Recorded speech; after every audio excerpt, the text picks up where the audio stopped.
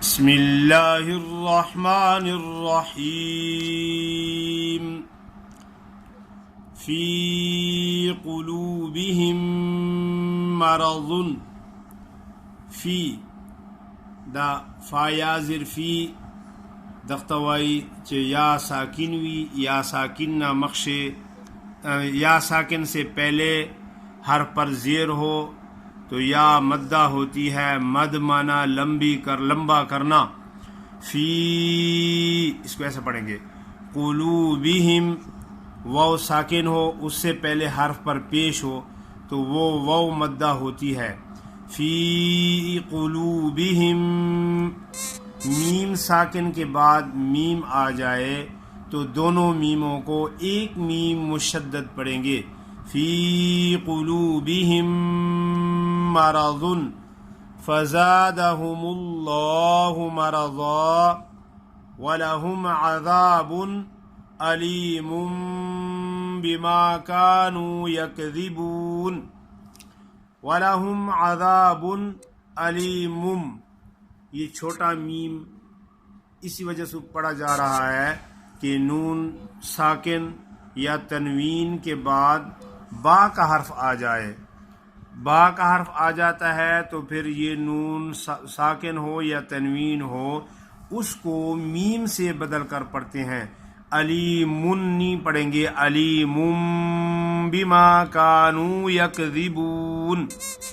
وَإِذَا قِیلَ لَهُمْ لَا تُفْسِدُوا فِي الْأَرْضِ قَالُوا إِنَّمَا نَحْنُ مُصْلِحُونَ. الا انہم، الا لام الف مد لا، اس کو تھوڑا لمبا پڑھیں گے. الا انہم، نون پہ شد ادا کریں گے، غنہ بھی ادا کریں گے. انہم ہم المفسدون ولکن لا یشعرون. فی وَإِذَا قِیلَ لَهُمْ آمنوا كما آمن الناس قالوا أنؤمن كما آمن السفهاء ألا إنهم هم السفهاء ولكن لا يعلمون. بس یہاں تک سبق ہے، لیکن یہ مد جو ہے نا ہم السفہاء، یہ الف حروف مدہ اور اس کا سبب حمزہ ایک کلمہ میں ہوتے ہیں تو اس مد کو کہتے ہیں مد متصل. متصل یعنی ملے ہوئے آپس میں ایک کلمے میں حروف مدہ اور اس کا سبب حمزہ ایک کلمے میں ہو تو اس مد کو مد متصل کہتے ہیں. اور اس کا دوسرا نام ہے واجب، یعنی اس کا ترک کرنا جائز نہیں ہے، یعنی چھوڑنا اس کا جائز نہیں ہے. ہم السفہاء ولکن لا یعلمون، یہ مد ادھر ہو گئی. یہ بھی اسی طرح ہے.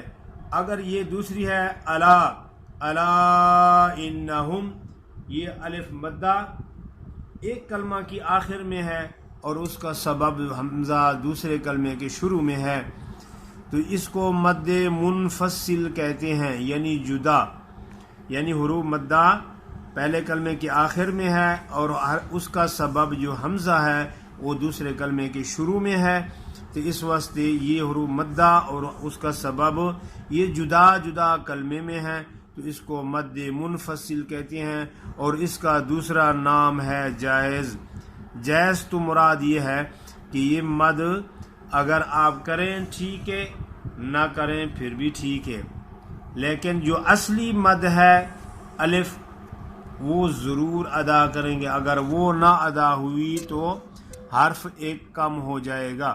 الا انہم، الا انہم هم المفسدون ولكن لا يشعرون.